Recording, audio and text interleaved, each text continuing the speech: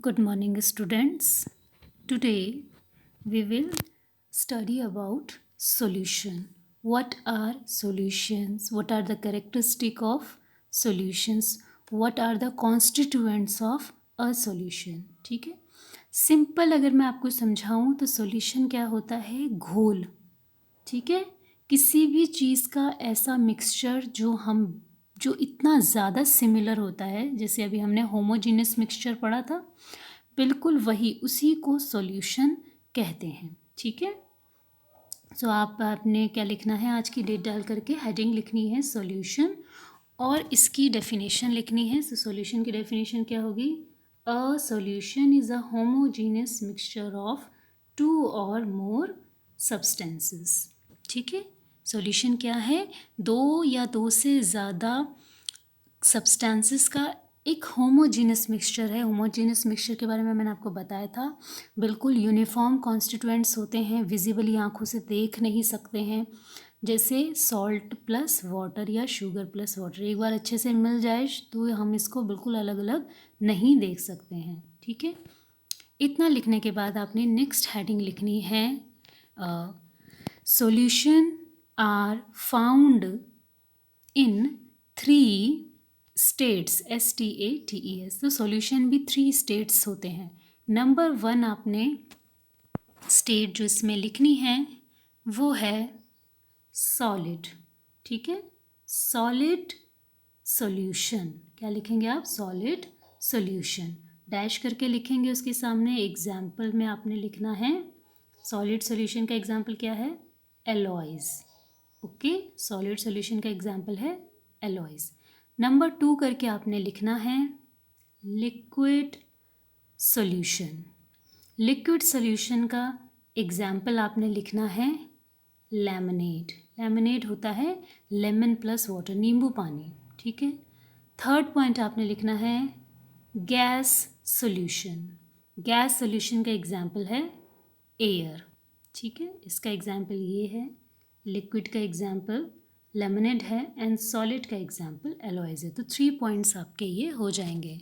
Solid solution का example alloys, liquid solution का example lemonade and gas solution का example air. ठीक है, तो ये हमारे 3 मेजर टाइप्स के क्या हो गए? सॉल्यूशंस हो गए हैं।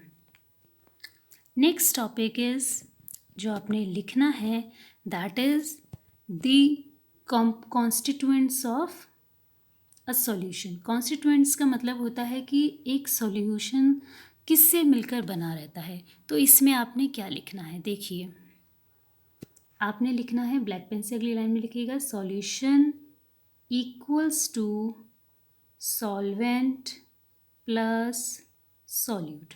बस इतना शॉर्ट फॉर्म में आप लिखेंगे, solution equals to solvent plus solute. एक सॉल्यूशन सॉल्वेंट और सॉल्यूट से मिलकर बना होता है। ठीक है, अब हम अलग अलग लिखेंगे कि सॉल्वेंट क्या होता है और सॉल्यूट क्या होता है। तो नेक्स्ट हेडिंग जो आप लिखेंगे वो लिखेंगे आप सॉल्वेंट। What is solvent? तो सॉल्वेंट की डेफिनेशन है, देखिए, the component of the solution that dissolves the other component in it, and यहाँ पे आपने ये नहीं लिखना है, ये सब हटा दीजिए, यहाँ पर कंपोनेंट तक, यहाँ पे लिखना है आपने and present in larger amount। ठीक है, the component of the solution that dissolves the other component in it and present in larger amount, it is called solvent। ये solvent की definition है। अब समझिए solvent है क्या? वो चीज़ जो solution में सबसे ज़्यादा होती है, present in larger quantity, and जिसमें दूसरी पार्ट को डिज़ोल्व किया जाता है। इसका एग्जाम्पल जब आप लिखेंगे तो इसका एग्जाम्पल है वाटर।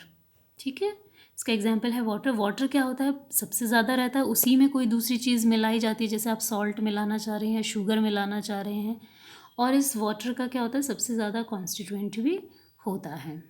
नेक्स्ट डेफिनेशन आपने लिखनी है इसमें सॉल्यूट की। सॉल्यूट की डेफिनेशन लिखेंगे, the component of the solution that is dissolved in the solvent, इसकी जगह लिखेंगे and present in laser quantity, जो सबसे कम होता है किसी भी सॉल्यूशन का पार्ट और मिलाया जाता है वाटर में। जैसे एग्जाम्पल आप लिख सकते हैं इसमें शुगर या फिर सॉल्ट, SUGAR शुगर और SALT सॉल्ट। तो किस दो चीज़ों को मिला करके सॉल्यूशन बनता है सॉल्वेंट प्लस सॉल्यूट। ठीक है, नेक्स्ट आता है इसमें जो इम्पॉर्टेंट टॉपिक है, that is the properties of solution.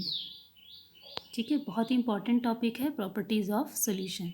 तो इसकी नंबर 1 प्रॉपर्टी तो ये रही, आपने हेडिंग लिखनी है properties of solution. Number 1 heading है that a solution is a homogeneous mixture, जो इसकी डेफिनेशन है कि एक होमोजेनियस मिक्सचर होता है।